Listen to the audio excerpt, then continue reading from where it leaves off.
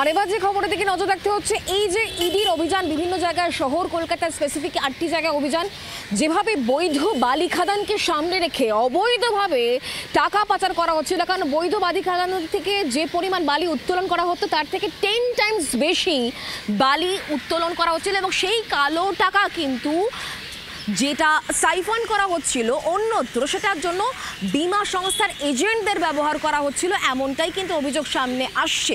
আর সেই জায়গা থেকেই বেহালা শখের বাজার, সেখানে এক এজেন্টের বাড়িতে ইডির আধিকারিকরা যান। সেখানে গিয়ে তাকে বেশ খানিকক্ষণ জিজ্ঞাসাবাদ করা হয়েছে বলে খবর পাওয়া যাচ্ছে।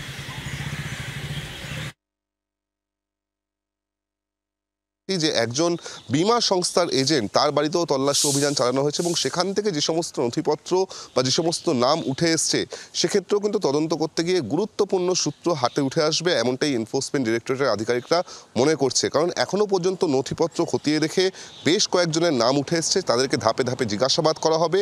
অপরদিকে আরও বেশ কয়েক জায়গায় তল্লাশি অভিযান চালিয়ে যে নথি পাওয়া গেছে সেখান থেকেও কিন্তু এটা মনে করা হচ্ছে যে কালো টাকাকে সাদা করার জন্য মূলত এই রাষ্ট্রায়ত্ত বিমা সংস্থাগুলোকে ব্যবহার করা হয়েছে, এমনটাই ইডি সূত্রের খবর। সেক্ষেত্রে এই রাষ্ট্রায়ত্ত বিমা সংস্থাগুলির কী ভূমিকা রয়েছে তাও খতিয়ে দেখা হবে ইডির তরফ থেকে, এমনটাই ইডি সূত্রে জানানো হচ্ছে। জি 24 ঘন্টার জন্য ক্যামেরায় রঞ্জিতের সঙ্গে বিক্রম দাস, কলকাতা। বাংলার আওয়াজ, বাঙালির আবেগ, জি 24 ঘন্টা।